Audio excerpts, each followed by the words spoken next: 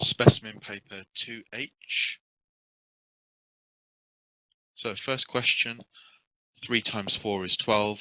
Multiply powers of E and add the powers together. There's a 1 on the F and there's a 1 on the F here. So 1 add 1 is 2. So you write 12 e to the power 9 F squared. Next one, 27 to the power 2/3. You can type into the calculator in IGCSE, but of course it means to cube root and then square. Cube root of 27 is 3 and then 3 squared is 9. When you have a bracket to a power, you times the powers. So 12 times 2/3 is 8. So the final answer is 9a to the power of 8. Next question, collect all your Q's on one side, change side, change sign, divide by 5.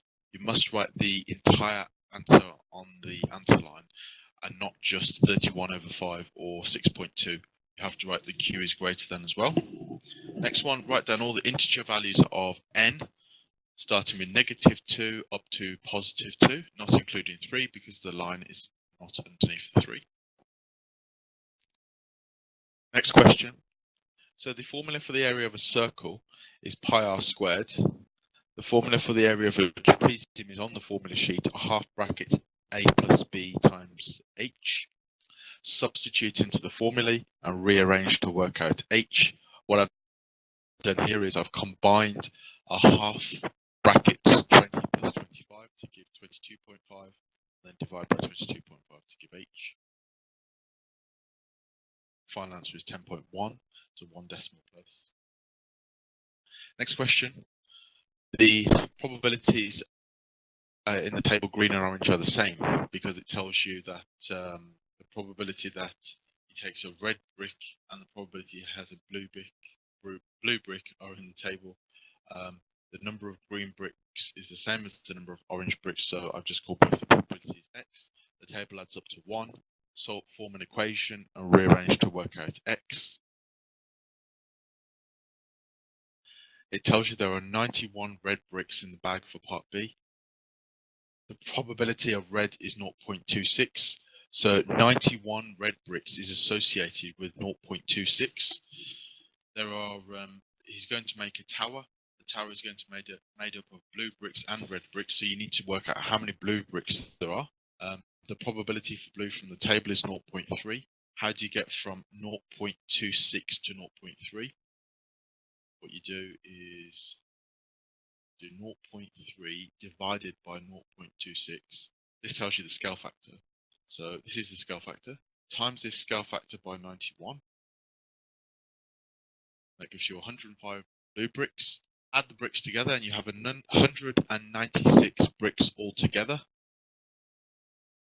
Each layer of the tower will have 4 bricks. So how many layers will there be?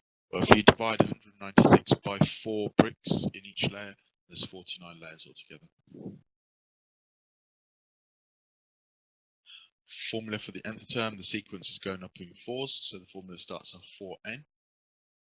The term before the first term is 3, so the formula for the nth term is 4n plus 3. How do you work out the first 3 terms of a sequence? You substitute n as 1, n as 2, n as 3. If you notice in the first sequence it's odd and the second sequence is even, so there will be no numbers that are common for sequences. For question 5, there's a formula for compound interest. It's the initial value times the multiplier to the power of the number of years. If the interest rate is 4%, then the multiplier is 1.04. So this £20,247.55 is how much she has in her bank account at the end of the 3 years, but the question doesn't want that. It wants to know how much interest there is. So you subtracted what she started with and you end up with 2,248 rupees. Next, tangent meets a radius at 90 degrees. Okay, just zoom out here. So tangent meets a radius at 90 degrees, OAB equals OCB, 90. Now, you should use 3 letters. You must never use 1 letter to describe an angle. So it has to be 3 letters. You can edit the diagram, but you must write down the reasons. So there's 1 mark for stating 90 degrees and 1 mark for 128 as the answer to the question. Angles in a quadrilateral add up to 360 degrees. Not a cyclic quadrilateral. It's any quadrilateral, they add up to 360 degrees. And to get the other 2 marks, you need to state the 2 reasons. Tangent meets radius at 90 degrees, and angles in a quadrilateral add up to, well, that should say 360 degrees. Next, SOHCAHTOA, right angle triangle, very basic. Opposite to x is 8, adjacent to x is 12, tan of x is equal to O over A, 8 over 12. Tan x is equal to 8 over 12, x is equal to inverse tan of 8 over 12, and then to 1 decimal place, 33.7. Okay, ABC. Carmen has 31.50 euros. Carmen has 7/8 of the amount of money that Bernaz has. So 7/8 of Bernaz's money is equal to £31.50, €31.50. So if 7/8 is equal to 31.50 and you want to work out what B is, just divide 31.50 by 7/8. Type that into the calculator. 31.50 divided by 7/8. And that gives you 36 for Bernaz. 36 for Bernaz. And then Ahmed has 20% more than Bernaz. So to increase the number by 20%, you multiply by 1.2. So Ahmed has €43.20.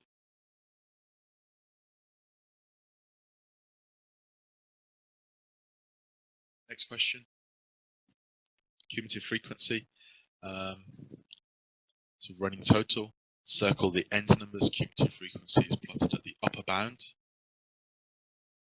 Draw the curve like this. Smooth, elongated S-shaped curve. You don't need to draw into 0. You can draw from the first point to the last point, but it should be a smooth, elongated S-shaped curve. Use your graph to find an estimate for the interquartile range of the 60 people. The maximum is 60, not because the graph goes up to 60, but because the data goes up to 60. The median will be halfway, and the lower quartile is a quarter of the way. A quarter of 60 is 15. Draw a line across that 15, read off your value. Draw a line across 3/4 of the way. 1/4 is 15, so 3/4 is 45. Read off the 2 values. Subtract for the interquartile range. For the next part, use your graph to find an estimate of how many people are more than 48 years of age. More than means above 48 years of age. Find 48 years of age at the bottom. Draw a line up and across. And read off the value, and it's the bit above it because it says more than. So 60 minus your value, about 6 as an approximate answer. You must draw lines for cumulative frequency. When it says use your graph, that means draw the lines. If no lines are drawn, then no marks can be awarded. So you must draw the lines. Very, very important, and use a pencil. Right, question 10. There's many ways of answering this question. Okay, so what I've decided to do is to extend the side of the octagon, which I'll do in red, and extend the side of the pentagon, which I'll do in green. Now, there is a formula for exterior angles, which is 360 divided by the number of sides. So if you do 360 divided by 8 for the octagon, and this only works for regular shapes. If you do 360 divided by 8, then you end up with 72, and that is the exterior angle of the octagon. Which is 360 divided by 8 is 45. So that's the exterior angle of the octagon. If you do 360 divided by 5, work out the exterior angle of the pentagon, which is 72, and then this angle, which is sandwiched between the two, this one here, If you do 72 minus 45, you end up with 27. This one here is 27. And if you look, it's vertically opposite to this one here. This is also 27. Two purple angles are 27. I've drawn the triangle here separately from the diagram. Hopefully you can see it's an isosceles triangle. The two base angles are 27. So the angle at the top is 180 minus 2 times 27, 126.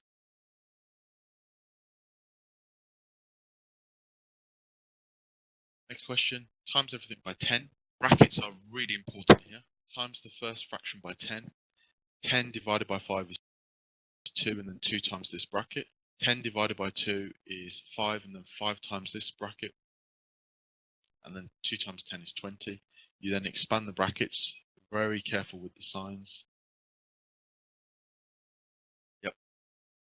Collect like terms. Rearrange. Solve for x.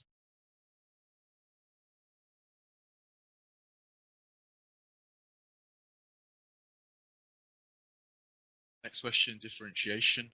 3x squared minus 12x minus 15. The curve has two stationary points. Stationary points occur when dy by dx equals 0. So set dy by dx equal to 0. At this stage, if you want to solve this, you can use the quadratic formula from the formula sheet. You must show substitution into the quadratic formula if you're going to use it. You can, of course, use mode 5 option 3 on the calculator, the silver calculator. However, if you use that mode, you must show the working out in the quadratic formula. Or you can do as I've done and divide everything by 3 and then use the AM method to factorize it.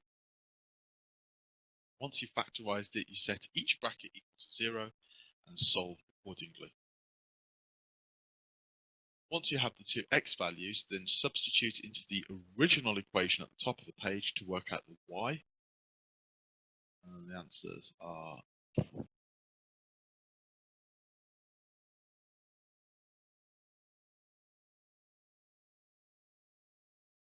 next, question 13. So, my advice is with this one to start filling in the middle bit first. 7 study all 3 of these languages, so you write 7 in the middle. 10 study both German and French. German and French is this section.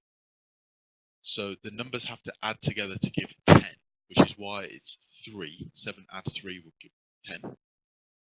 And then if you fill in the rest of the sections in the Venn diagram, write 0 outside of the circles as well, because there are no numbers outside of the circles. The next question is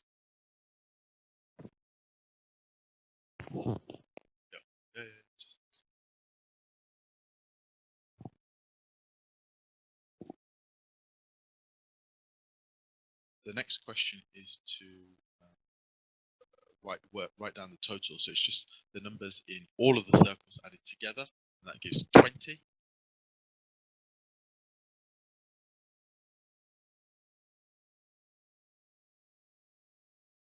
No, sorry, it's not all of the circle. It's just the French circle, isn't it? Sorry, just numbers who study French. So it's 3 add 8 add 7 is 2.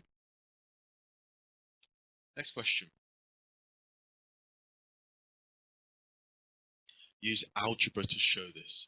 So start with x equals 0.3242424. Multiply by 10, multiply by 10 again, multiply by 10 again. And you stop at 1,000 because it has 3 decimal places. 10, 100, 1,000. You then choose the 2 that are the same after the decimal point. So if you notice, 1000x and 10x are the same after the decimal point. And what you do is you subtract them. Now I've written it here below. 1000x minus 10x, 324.2424 and 3.2424. The bit after the decimal point will cancel out, and you're left with 990x equals 321, and then divide by 990, which then cancels down to the answer printed.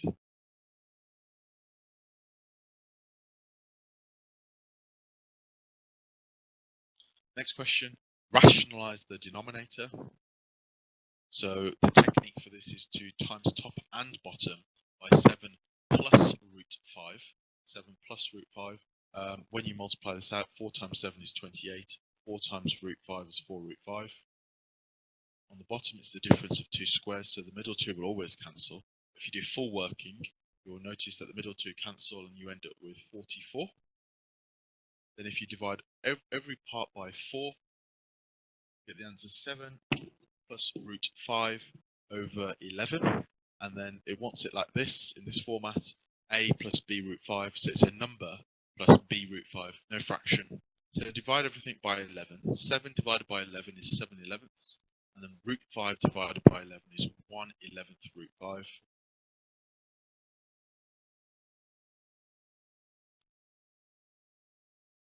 Sophie takes an examination. If she fails the examination, she will resit. So the tree diagram looks something like this. She's either going to pass. Once she passes, she won't have to take the exam again. If she fails the first time, the probability she'll pass the second time is 0.9. So the other branch is 0.1. Work out the probability that Sophie takes at most 2 attempts. So at most 2 attempts means she could pass the first time, but she might fail the first time and then pass the second time. So it's either 0.7, the first tick, or 0.3 times 0.9 for the next one. And add the two answers together, 0.97. It's a sine graph, but it's not just, it is a normal sine graph. It's not 2 sine x or sine 2x, and this is what you have to watch out for. So a sine x graph looks like this. The coordinates are p are 180, 0. It's q, 270 minus 1. Tan x, what I did here is that I went a bit over the top and I measured the line. And I think what I've done is I've divided it into 4 equal sections. I think I may have done 4 centimeters, 4 centimeters, 4 centimeters, and 4 centimeters, and then marked 90, 80, 270, and 360. Okay. Show the coordinates of any points of intersection with the coordinate axes. If you label the intervals in multiples of 90, and then show the asymptotes at 90 and at 270, make sure the graph does not cross the asymptote, because it's supposed to get very close to the asymptote, but not cross it.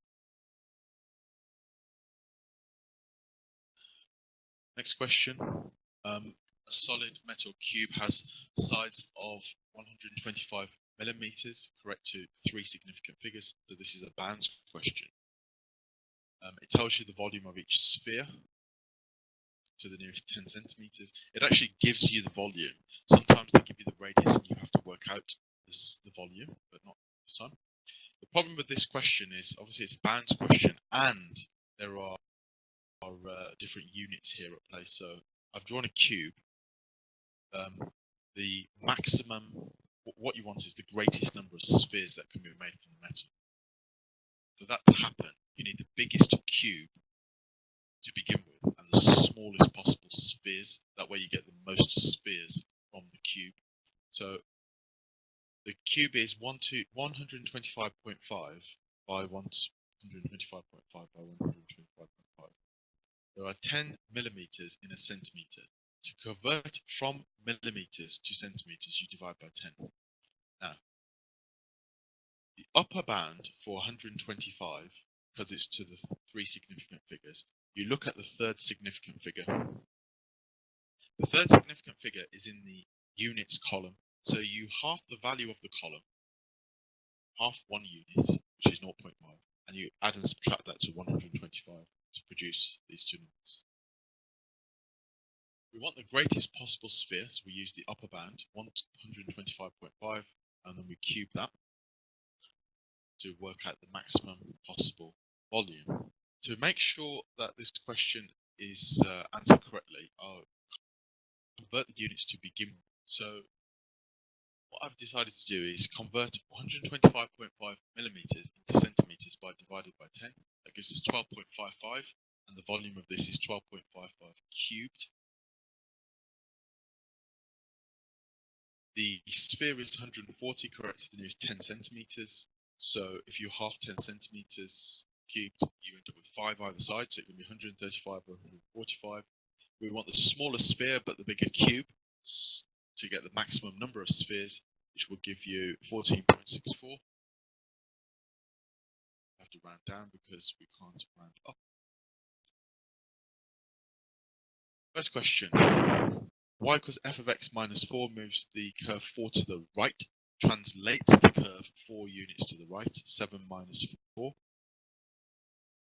3 f of x means you are multiplying your f of x by 3, but f of x is really y, so you multiply the y by 3. And this one means to multiply the x by 2. When it's inside the brackets, you always do the opposite of what it says. So when it says x minus 4, that's subtracting 4 from the x, so you add 4 to the x. Here you're timesing x by a half, and the opposite of timesing x by a half is to divide x by a half. Dividing x by a half is the same as multiplying x by 2. We end up with 6 minus 4. Next one. C has the curve with equation y equals f is translated to give C. C has a minimum point at 3, 5. So I've drawn both of the curves, the original one and the new one, which has a minimum point at 3 minus 5. You can see that the equation of C is y equals f of x plus k. So it's moved up by k. How many has it moved up? It's moved up from minus 4 up to 5. So it's moved 9 up.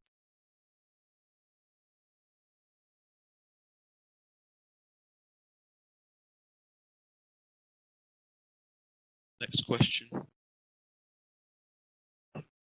It's good to label the diagram and indicate the direction of the vector.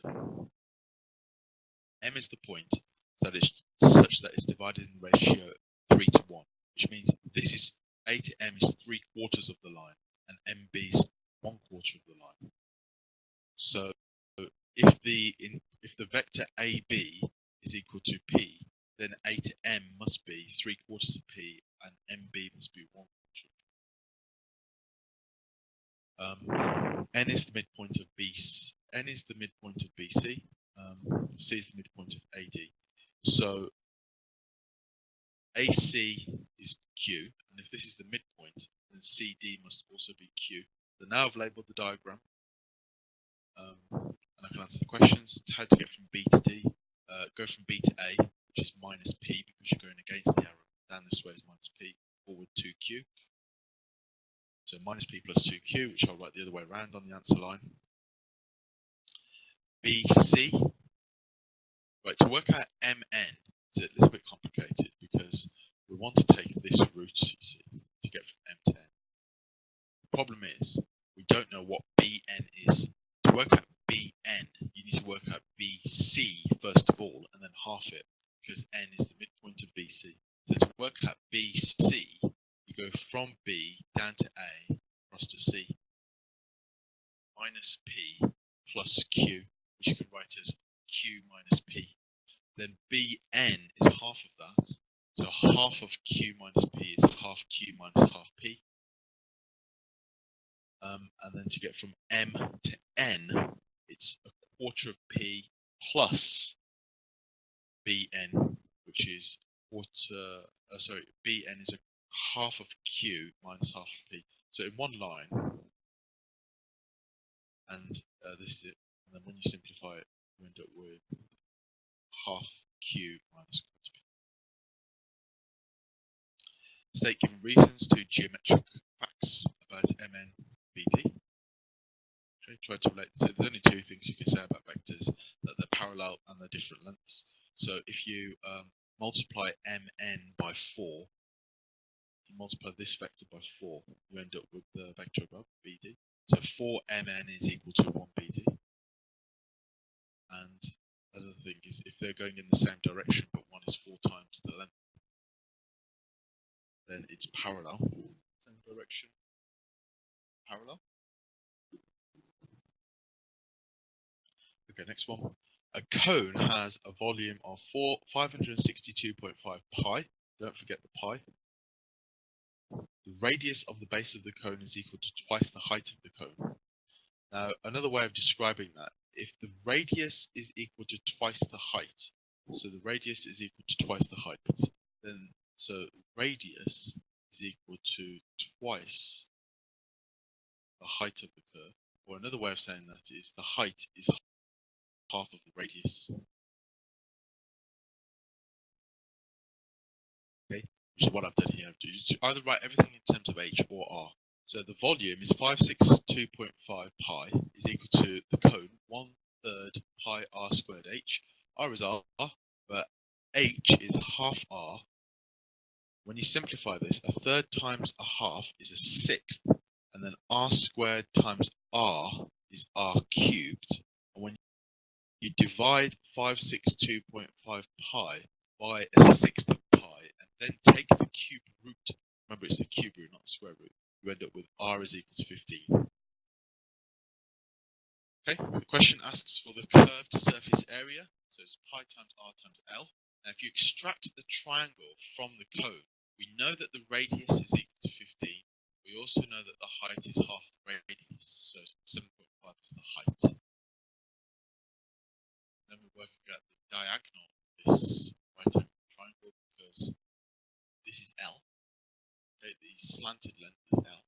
Got that out using Pythagoras' theorem, which I haven't converted to a decimal, but it's 15.2. This is the exact value.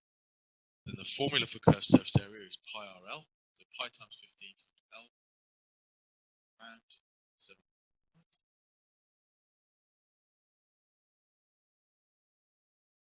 Next, this is quite a complicated question. It's all about widths.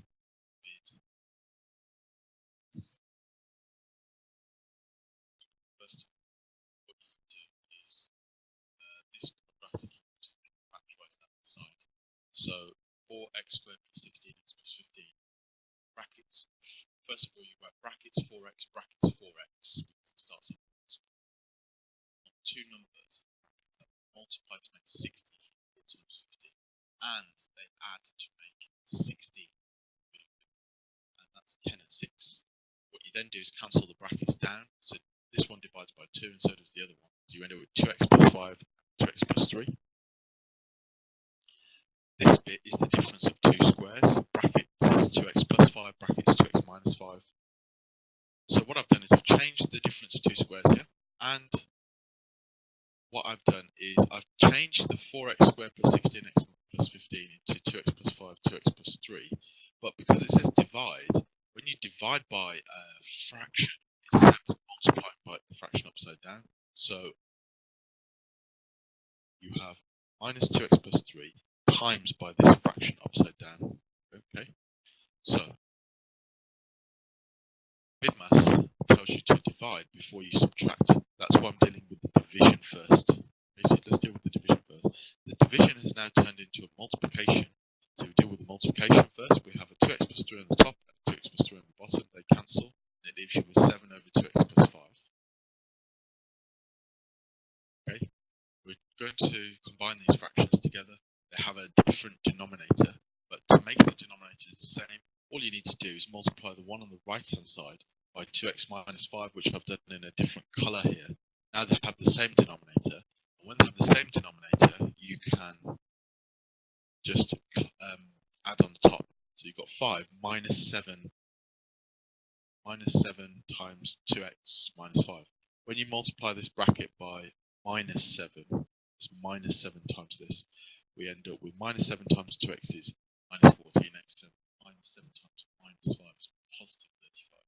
Flat like terms, you end up with this issue.